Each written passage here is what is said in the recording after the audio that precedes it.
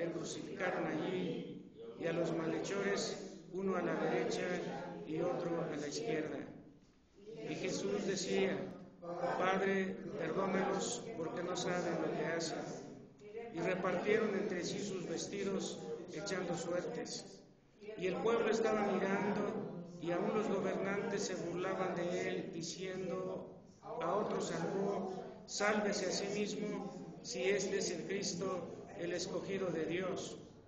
Los soldados también le escarnecían, acercándose y presentándole vinagre, y diciendo: si tú eres el rey de los judíos, sálvate a ti mismo. Había también sobre él un título escrito con letras griegas, latinas y hebreas: este es el rey de los judíos. Y uno de los malhechores que estaban colgados le injuriaban diciendo: si tú eres el Cristo, sálvate a ti mismo y a nosotros. Diciendo: ¿ni aún temes tú a Dios, estando en la misma condenación? Nosotros, en la verdad, justamente padecemos, porque recibimos lo que merecieron nuestros hechos, mas este ningún mal hizo. Y dijo a Jesús: acuérdate de mí cuando vengas en tu reino. Entonces Jesús le dijo: de cierto te digo que hoy estarás conmigo en el paraíso. Cuando era como la hora sexta,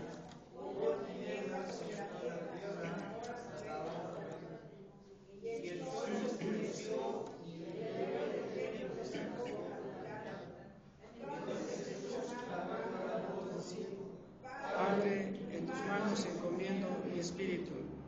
Habiendo dicho esto, expiró. Cuando el centurión vio lo que había acontecido, dio gloria a Dios, diciendo: verdaderamente este hombre era justo. Y toda la multitud de los que estaban presentes en este espectáculo, viendo lo que había acontecido, se volvían golpeándose el pecho. Pero todos sus conocidos y las mujeres que le habían seguido desde Galilea estaban lejos mirando estas cosas. Amén. Vamos a orar. Te damos gracias, Padre, porque hemos leído tu palabra, parte del resumen que describe la forma en la que murió nuestro Señor, pagando por su sacrificio la redención, el costo del mismo establecido en tu santa palabra. Estamos entonces para exponerla, y a la luz de ella deseamos recibir el mensaje tuyo. Nuevamente suplicamos que tu palabra, usada por tu Espíritu Santo, encuentre en cada uno de nuestros corazones cabida. Oramos en Cristo Jesús. Amén. Pueden sentarse, hermanos, por favor.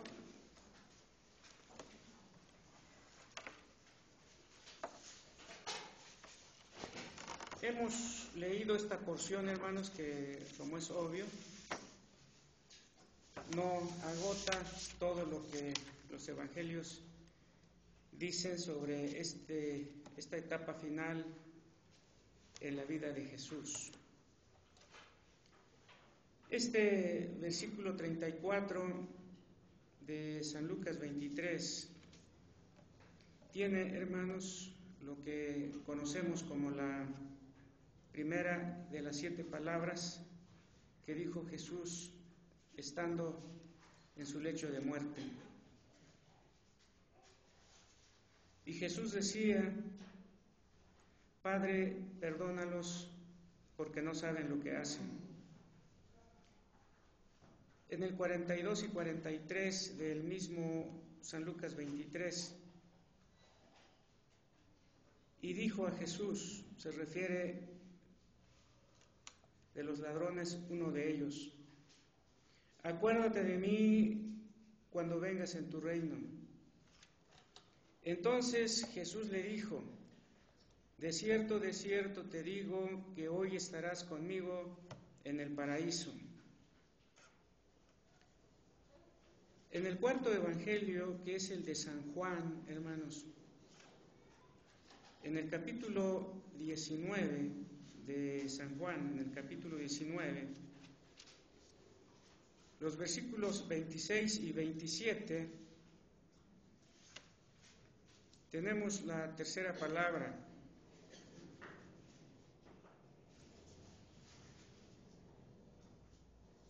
Cuando vio Jesús a su madre y al discípulo a quien él amaba, que estaba presente, dijo a su madre: Mujer, he ahí tu hijo. Después dijo al discípulo: He ahí tu madre. En San Mateo, el capítulo 27, San Mateo capítulo 27, versículo 46, tenemos, hermanos, la cuarta palabra. San Mateo capítulo 27, versículo 46. Cerca de la hora novena, Jesús clamó a gran voz diciendo: Elí, Elí, lama sabactani, esto es, Dios mío, ¿por qué me has desamparado? La quinta palabra está en el Evangelio de San Juan, capítulo 19, versículo 28. Este capítulo 19, versículo 28, tiene, hermanos, la quinta palabra. Después de esto, sabiendo Jesús que ya todo estaba consumado, dijo para que la Escritura se cumpliese: tengo sed. Y en el 19:30, hermanos, tenemos la sexta palabra.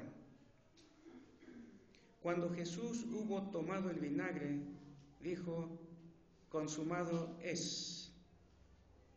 Y habiendo inclinado la cabeza, entregó el Espíritu. Y la forma en que entregó el Espíritu constituye la séptima palabra en San Lucas 23, versículo 46. En el 46 de San Lucas 23, entonces Jesús, clamando a gran voz, dijo: Padre, en tus manos encomiendo mi espíritu. Y habiendo dicho esto, expiró. Las 7 palabras que Jesús dijo antes de morir. Quise, hermanos, que leyéramos las 7 palabras, porque no voy a exponer las 7. Creo que es muy jactancioso poder agotar las 7 palabras en una exposición. Quiero, por lo tanto, hermanos, pero sí que las leyéramos para que traer a nuestro corazón las palabras que dijo Jesús antes de morir. Me permitiré, hermanos, en esta ocasión exponer la primera, la sexta y sin explicarla, la séptima. Contexto y significado de las palabras de Jesús en la cruz.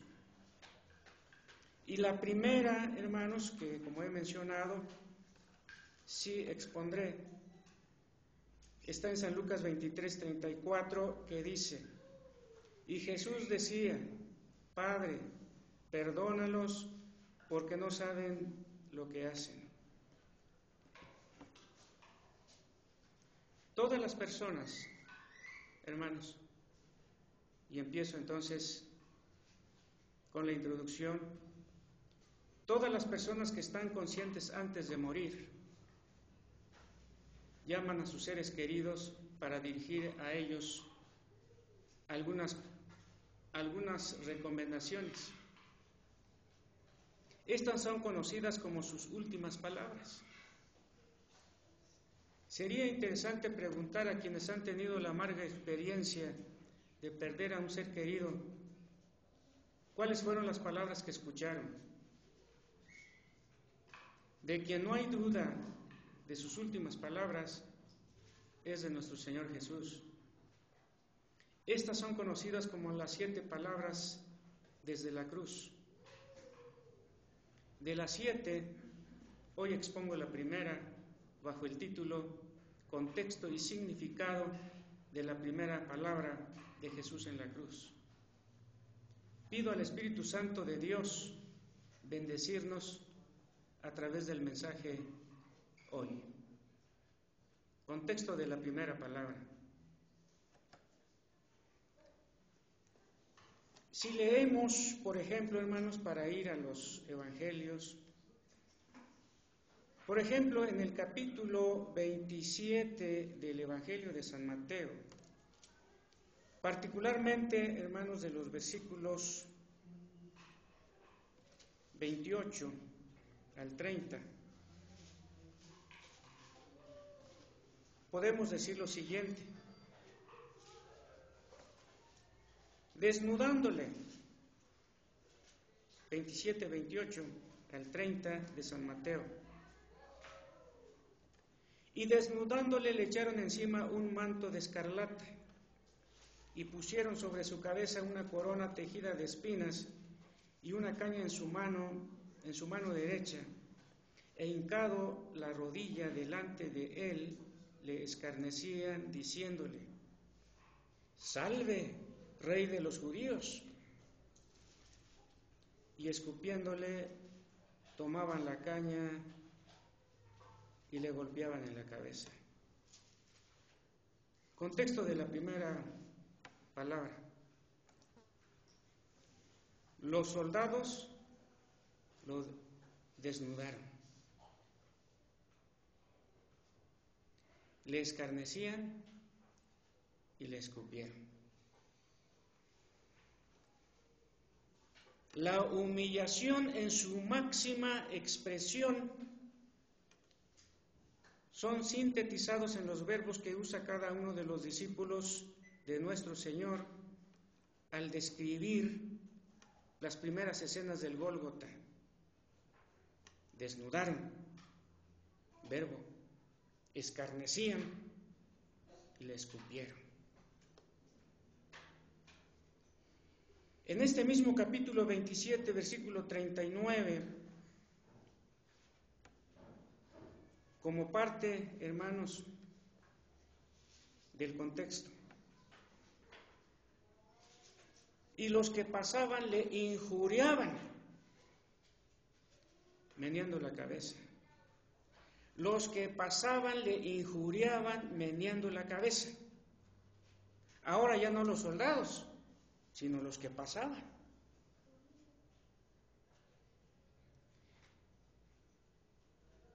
Así se refiere a la plebe, aquí se refiere a la plebe en general, que al no desear quedarse atrás, contribuyó con su nefasto y humillante grano de arena en contra del dador de la vida. Los principales sacerdotes, los escribas y los ancianos le escarnecieron, versículo 41 del mismo San Mateo 27. De esta manera también los principales sacerdotes, escarneciéndole con los escribas, los fariseos y los ancianos, decían: miren, los soldados, la plebe en general y posteriormente la crema innata de la religiosidad. Los principales sacerdotes, los escribas y los ancianos le escarnecían. En palabras del siglo XXI, la crema innata de la religión y la religiosidad. los que tenían la mayor responsabilidad de reconocerlo y dirigir al pueblo en tal objetivo, se unieron como había sido profetizado por el salmista en su capítulo 2, versículo 2. Príncipes consultarán unidos contra Jehová y contra su ungido. Versículo 44. Lo mismo le injuriaban también los ladrones que estaban crucificados con él. Los ladrones también le injuriaban. En suma, ningún sector social de aquellos días quedó sin expresarse. Todo mundo declaró su posición ante aquel de quien solo había recibido el bien. Contexto de la primera palabra. Punto 2. Significado de la primera palabra. Y les invito, hermanos, a San Lucas 23, porque ahora vamos al significado, después de haber dicho de manera sumaria el contexto. 23:34. San Lucas. Y Jesús decía: Padre, perdónalos porque no saben lo que hacen. Contexto de la primera palabra. Históricamente, respecto a los crucificados, Marco Tulio Cicerón señala que a la mayoría de ellos le cortaban la lengua. La razón es que las lanzaban maldiciones contra tiros y troyanos a diestra y siniestra. Inclusive lo hacían contra los dioses. Por eso los romanos, los griegos, le cortaban la lengua al crucificado para que no maldijera, por ejemplo, a los dioses. De Jesús todo mundo esperaba lo mismo. Pero lo que de él se escuchó sorprendió a todo su auditorio. Perdónalos porque no saben lo que hacen. Saliendo su expresión de todo modelo, de todo paradigma humano. Ahora, hermanos, históricamente, gramaticalmente es importante señalar lo siguiente. San Lucas tiene mucho cuidado en el tiempo del verbo que usa. Miren, versículo 34. Y Jesús decía, ese es el verbo, y Jesús decía. La expresión Jesús decía en el idioma original está en el tiempo imperfecto, Ese tiempo no existe en el español. Su equivalente es el copretérito, el pasado simple. Por ejemplo, tercera persona, dijo. En griego los tiempos, lo que equivale al pretérito simple en griego se llama, el tiempo es aoristo, es el nombre del verbo, su tiempo, aoristo. Jesús dijo, sería aoristo, pero en el original utiliza el imperfecto, que equivale al copretérito, y por eso San Lucas cuando escribe, dice la palabra, y Jesús decía. La expresión Jesús decía en el idioma original está en el tiempo imperfecto. Un verbo en este tiempo da la idea de continuidad. Equivale al copretérito en español. En otras palabras, el evangelista al usar el verbo en el tiempo indicado está remarcando el hecho de que nuestro Señor repitió varias veces la oración contenida en su primera palabra. Varias veces. Por eso utilizó el imperfecto. Y Jesús dijo, en griego se escribe kai, eipe, kai eipe. Y Jesús decía. Por eso hacemos mención, hermanos. El Señor repitió varias veces la oración contenida en su primera palabra. Los detalles pueden ser: cuando clavaron una de sus manos, gritó: perdónalos porque no saben lo que hacen. Cuando hicieron lo mismo con la otra, volvió a pedir al Padre lo mismo a favor de sus verdugos. Y cuando sus pies fueron taladrados por los clavos, oró nuevamente de la misma manera. Lo dijo varias veces. Por eso tenía yo, cuando preparaba el tema, hermanos, o lo cotejaba, porque esto lo escribí para la Unión Nacional Femenil, para su anuario, con el idioma griego, y le decía a mi esposa: mira, este es mi Nuevo Testamento, que tiene ya más de 30 años. Varias veces. ¡Qué amor por quienes vino a salvar!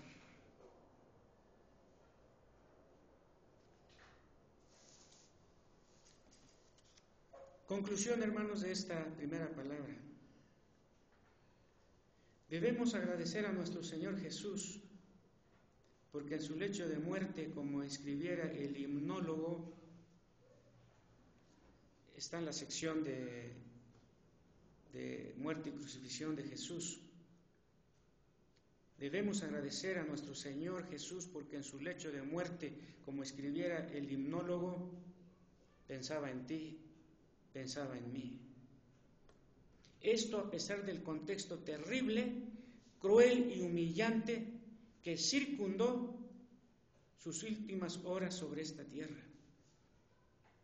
Que los sectores actuales del pueblo de Dios sean los niños, los adolescentes, los jóvenes, los adultos y los de la tercera edad, incluyendo la clasificación de pobres,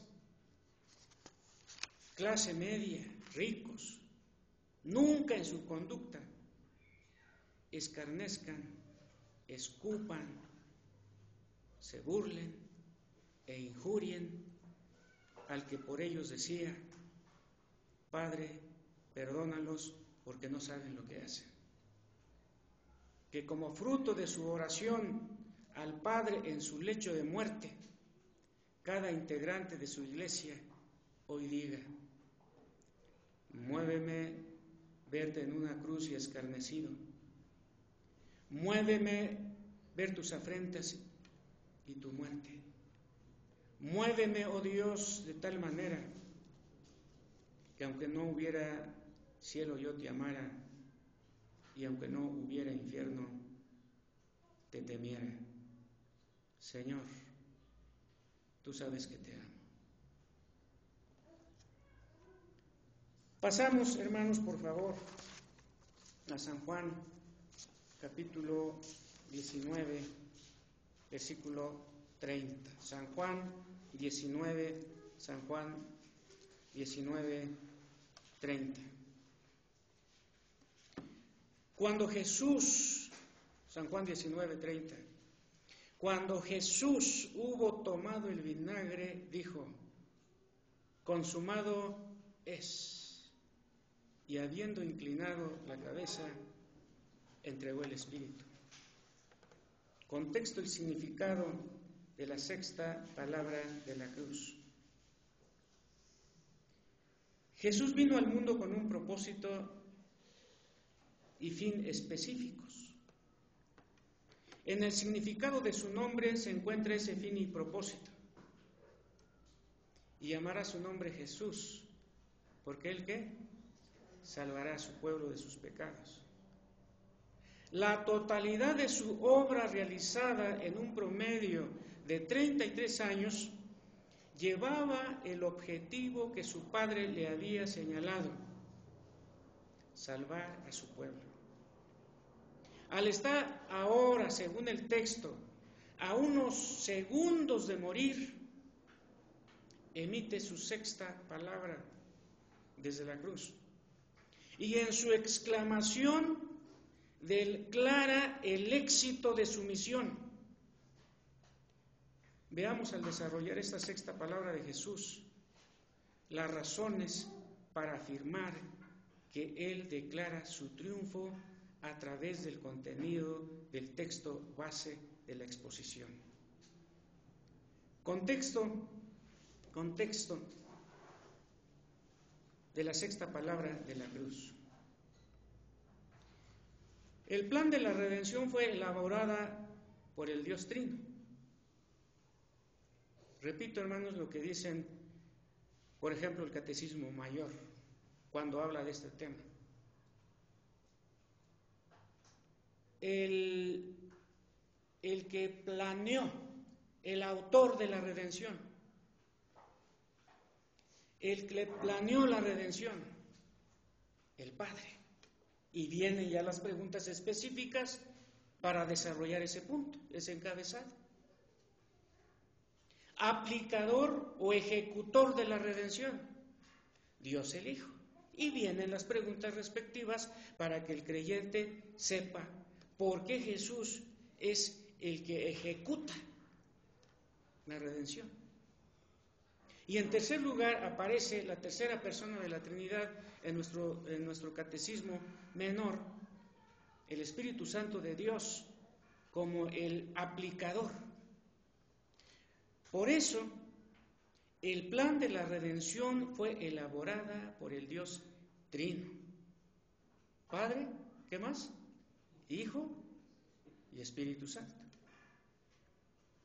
Para llevar a cabo su misión, Cristo Jesús tuvo que morir, pues su oficio redentor implicaba lo que el autor de Hebreos señala: sin derramamiento de sangre no se hace remisión, no se quita, no se borra el pecado. Sin derramamiento de sangre no se hace remisión. Jesús está ahora en el escenario que lo conduce al clímax de su obra redentora. Él mismo ha conducido los detalles de su obra. Fue tajante al decir que su vida nadie se la quitaba, pues Él la ponía voluntariamente.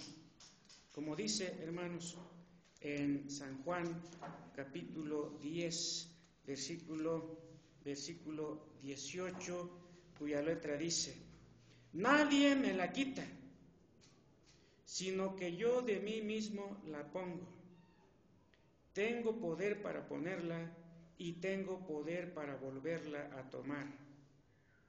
Este mandamiento recibí de mi Padre.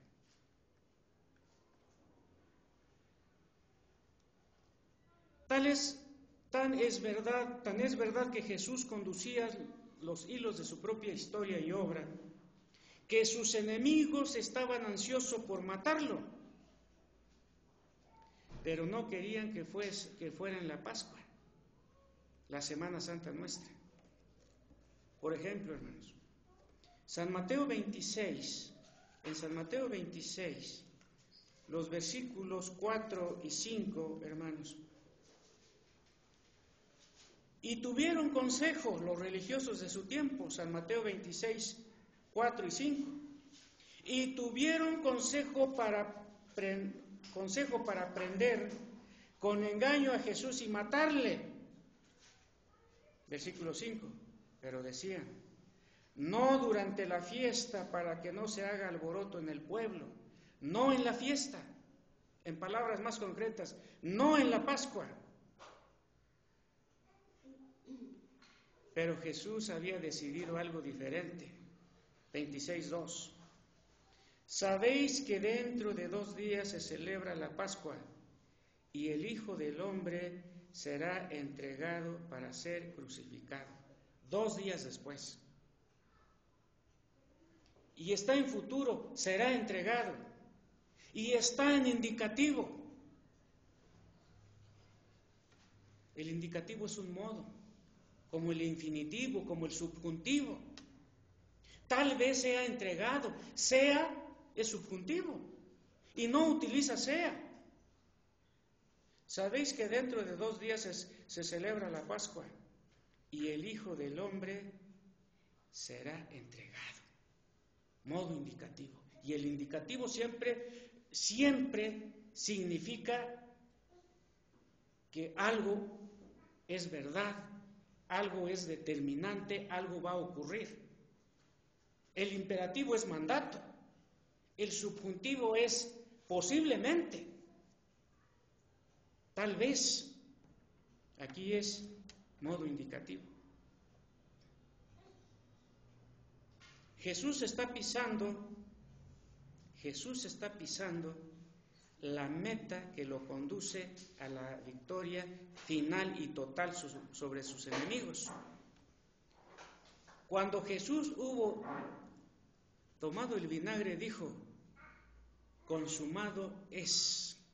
Y en esta expresión, hermanos, me baso para decir, Jesús está pisando la meta que lo conduce a la victoria final y total sobre sus enemigos. Él no está siendo vencido. Él con su muerte está asaltando y arrebatando el botín que posee su enemigo, sus enemigos. Por eso exclama: consumado es. Este, hermanos, es el contexto de la sexta palabra. Vamos ahora al significado de la sexta palabra. La palabra en el griego original es tetelestai. Ese es el término original. Tetelestai, en español consumado es. Tanto en el español como en el griego son palabras compuestas. En el griego, sin embargo, es más vívido, pues una parte de la palabra tetelestai es la palabra telos. Así se pronuncia en griego. La palabra telos, que se traduce como consumado es la misma que usa Jesús en San Mateo 5:48 y que en las versiones en español traducen bajo el vocablo perfectos o el singular perfecto. Sed vosotros perfectos como vuestro Padre que está en los cielos es perfecto. Aparece la palabra telos. Y es la misma que usa Jesús en San Juan 19:30. Cuando hubo Jesús tomado el vinagre, dijo: consumado es. El original autoriza para que se traduzca también como meta o fin. Como meta o fin. En otras palabras, ser perfecto implica para el creyente lograr su meta o fin por el cual fue creado. Jesús entonces, al usar el término señalado, indicaba que había llegado a su fin, que había llegado a la meta que su Padre le había trazado en el plan de la redención. ¿Cómo vemos, hermanos, a los atletas cuando salen de la base, del punto de arranque, y llegan al estadio, por ejemplo? Es la exclamación de Jesús: consumado es. Tetelestai, llegué. ¿Quién pudo detener a Jesús? Nadie.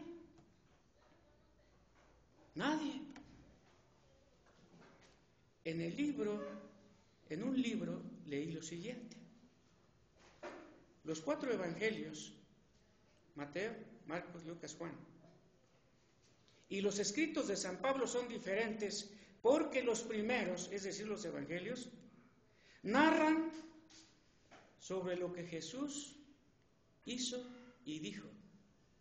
El apóstol, por su parte, San Pablo, escribe sobre el significado de lo que Jesús hizo y dijo. Significado. Ejemplo de esto es lo que leemos en Colosenses, y los invito a estar ahí, hermanos. Colosenses 2, 14 y 15, en el que leemos, hermanos, ejemplo concreto de lo que estamos diciendo. Colosenses 2, versículos 13, 14 y 15. Y a vosotros, estando muertos en pecados y en la incircuncisión de vuestra carne, os dio vida juntamente con Él, perdonando todos los pecados, anulando el acta de los decretos que había contra nosotros, que nos era contraria, quitándole de en medio y clavándolo en la cruz, y despojando a los principados y a las potestades, los exhibió públicamente, triunfando sobre ellos en la cruz. Entonces, hermanos, con su muerte en la cruz, Jesús hizo varias cosas a favor de su pueblo. Anuló un acta. Es la figura que utiliza San Pablo. Como que si hubiera un acta contra nosotros,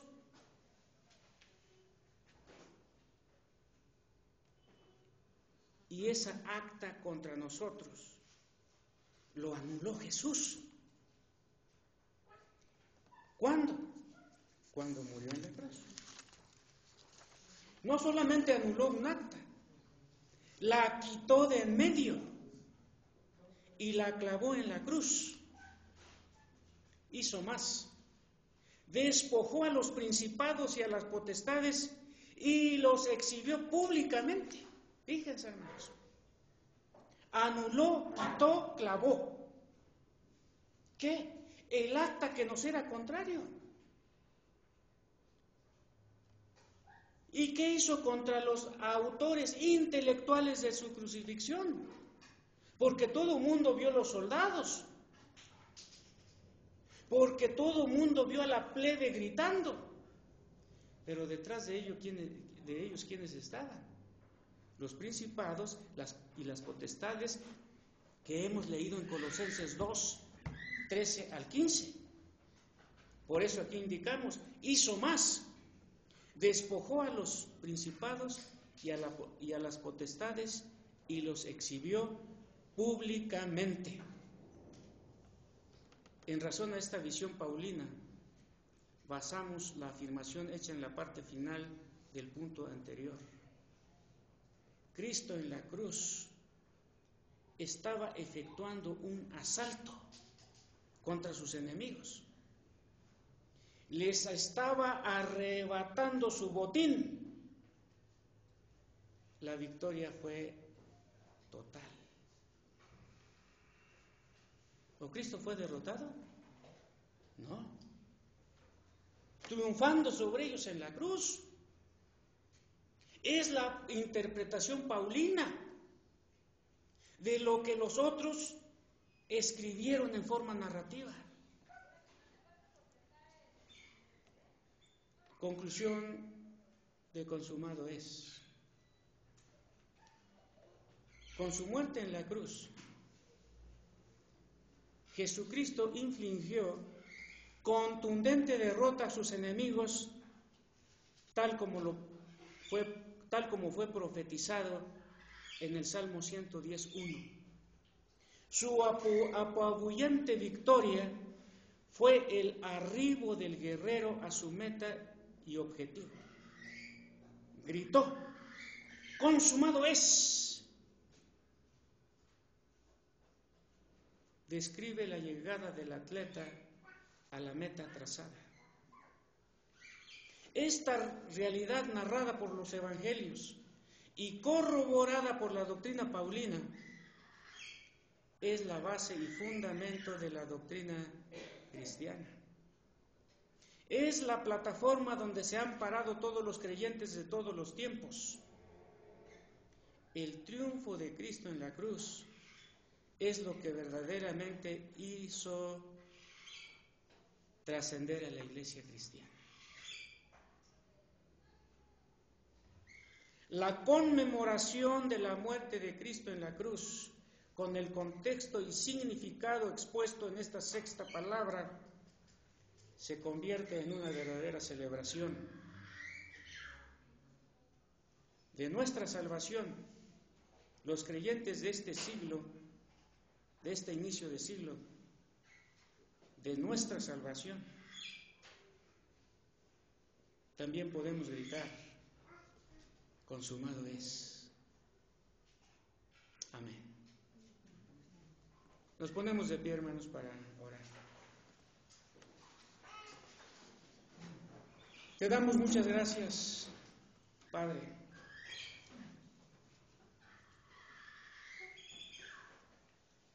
No hubo un amor tan grande, cantaban estos jóvenes, que alguien muriera por mí sin culparme. Eso no significa que no hubo un culpable. Y ese fue Jesús. No porque hubiese cometido pecado, sino que por nosotros lo hizo pecado, escribió San Pablo. Y por eso él decía: con Cristo estoy juntamente crucificado, y ya no vivo yo, mas Cristo vive en mí. Y lo que ahora vivo en la carne, lo vivo en la fe del Hijo de Dios, el cual me amó y se entregó a sí mismo por mí. Y si San Pablo decía esto,